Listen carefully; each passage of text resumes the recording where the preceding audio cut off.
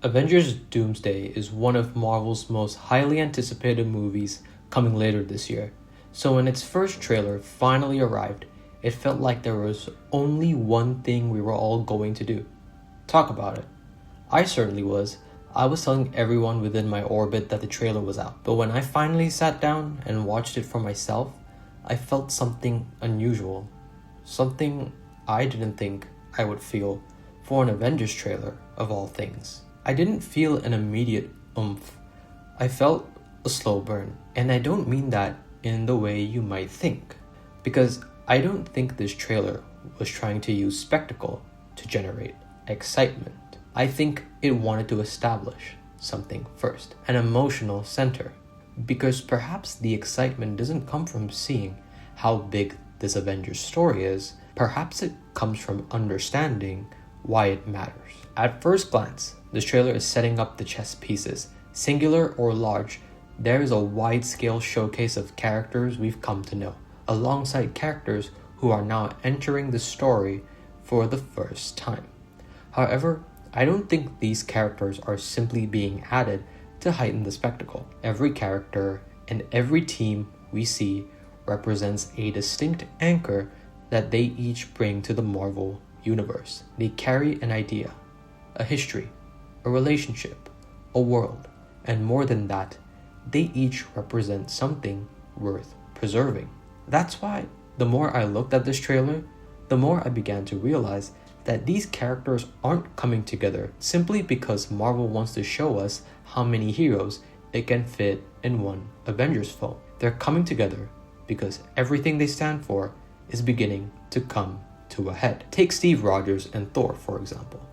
On the surface, it's simply a reunion between two Avengers. But when Thor places Mjolnir into Steve's hands, we are seeing decades of history between these two characters converge in a single moment. Steve represents history. Thor represents the legacy that history leaves behind. And suddenly, this seemingly small exchange carries the weight of everything these characters have been through. Or take a look at Loki, for example. The last time we saw him, he was sitting up on his throne, holding the multiverse together.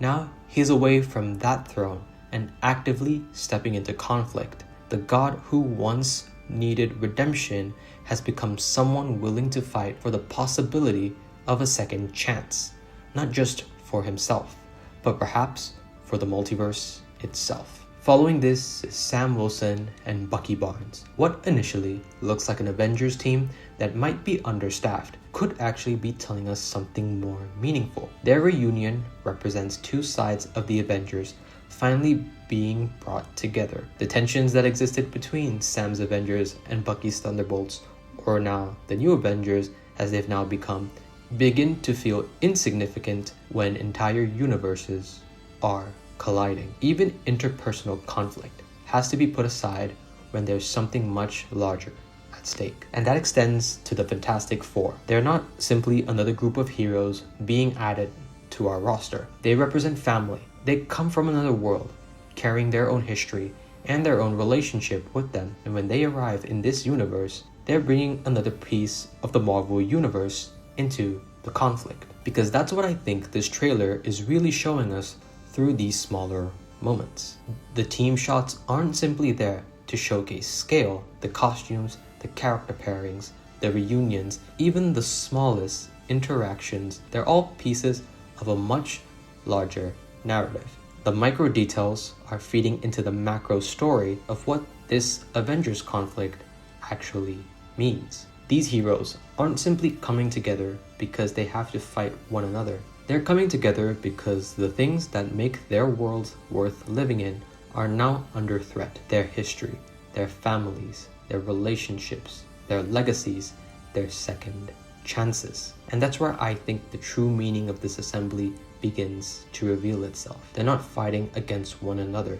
They're fighting to preserve what they call home. However, in the midst of all this, one man enters the scene. One of Marvel's most iconic villains doesn't enter the landscape with a punch. Rather, he proposes a practical perspective, one that sets the stage for the grand conflict to come. And what is fascinating is how little the trailer actually gives us of Doctor Doom. We don't need to see him dominate the battlefield to understand the threat he represents. Instead, we're given glimpses, a voice, a question, a presence. And within those glimpses, we begin to understand that Doom's greatest weapon may not be his power, but his conviction. Even Robert Downey Jr.'s performance seems to reflect that. This isn't Robert Downey Jr. simply returning to the Marvel Cinematic Universe. This is an actor stepping away from the shadow of Iron Man and committing himself to becoming Doctor Doom. Doctor Doom didn't commit to Robert Downey Jr. Robert Downey Jr. committed to Doctor Doom. And you can hear that commitment in the way he speaks. His voice doesn't feel like an exaggerated villain persona. He isn't forcing an accent or trying to sound like a stereotypical comic book villain. Instead, he's creating a voice that is distinctly his own interpretation of Doom. A voice that feels as though it could have been pulled straight from the page and given life on screen. And then there's his diction. Every word is deliberate. Every syllable carries conviction. Doom doesn't speak like a man searching for answers. He speaks like a man who believes he already has them. And then he poses a question. Something's coming. Something we may not be able to deter. Before this day is done, we shall be faced with an unthinkable decision. On the surface, it may seem simple, but when you place it against everything else we've seen in this trailer, it becomes something much larger. He's not just questioning the heroes standing before him, he's questioning the very foundation they're fighting to preserve. Because our heroes look at their worlds and see something worth saving. Doom looks at that same creation and sees something that can be improved. And perhaps the clearest glimpse into how Doom sees himself comes from the recently released poster for the film.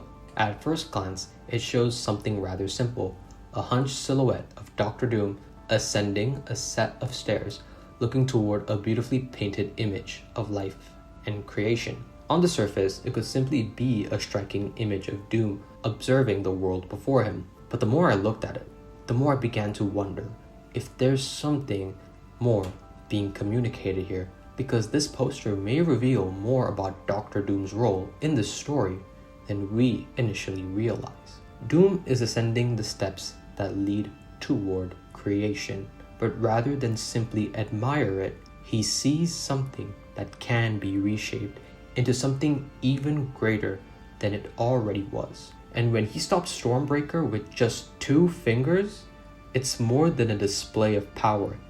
It's the embodiment of dominance through calm. Because Doom isn't defined by his last second power plays. He's defined by the cunning and silent planning that brought him to this moment. The power isn't simply the final expression of a mind that has already calculated the outcome. Because Doctor Doom isn't simply a man standing in the Avengers' way. He's an idea that the world as it exists is fundamentally flawed, and that only he has the vision to correct it. When these universes collide, it isn't simply their physical existence that's being challenged. It's everything that gives those worlds meaning. The histories that came before them, the legacies carried forward, the families that hold them together, and the relationships that connect them. The identities that tell their people who they are. These aren't simply things our heroes carry with them. They're the pillars that hold their worlds together. And as the multiverse begins to collide, those pillars are being tested. That's why our heroes fight. Because they aren't simply trying to survive the collision. They're trying to preserve everything they stand to lose. Their homes, their histories, their families, and their very sense of identity. But Doom looks upon those same pillars, and he sees something different. Where our heroes see foundations worth preserving, Doom sees structures that have already proven themselves incapable of enduring. And if the foundation cannot survive as it is, then perhaps, in Doom's eyes, it must be corrected. They'll fight to restore those foundations regardless of who seeks to challenge them.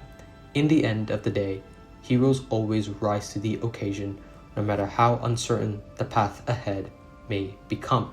When these heroes come together, they're not fighting to survive. They're standing for everything that made their worlds worth saving in the first place. Every fragile, beautiful piece of what they are becomes the reason they refuse to let it all disappear. In the end, this isn't just a war for survival. It's a fight for meaning. And when entire universes begin to collapse into one another, what's truly at stake isn't just reality itself. It's everything that makes that reality feel like home. And no matter who stands against them, no matter how absolute the force that seeks to reshape existence may become, they will not turn away. They will rise and they will fight. Not because the path is clear and not because the outcome is certain, but because something within them refuses to accept a world where all of this is lost. Even when the future is uncertain, even when the cost is unimaginable, even when hope feels like the smallest thing left in the universe, they will still choose to stand, because that's what heroes do. And maybe, in the end, that's the question Avengers Doomsday leaves behind. Not whether they can win, but whether they will still believe it's worth trying. And I think they will, because when everything is on the line, heroes don't solely fight for victory. They fight for the idea that what they love still deserves to exist. And that's where the truth of it lies. Not in the scale of the battle, not in the collapse of worlds, but in the simple, unshakable belief that some things are worth saving, no matter the cost. And that is what makes this an Avengers story that matters. Thank you for watching this analysis on the most recent trailer for Avengers Doomsday. If you enjoyed this video, please like and subscribe and hit the bell notification icon so you are immediately notified of when videos on this channel go live. I have a goal in mind for this year. I want to reach 500 subscribers. But for me, it isn't just about hitting a milestone. I want to bring together fans who share the same philosophy that I do, that exploration creates excitement. And through each and every one of you who joins us on this journey, we become a part of a lovely and thriving community. So if that is something you would be interested in, please tag along for this journey. Thank you for watching, and I'll see you in the next one. Take care.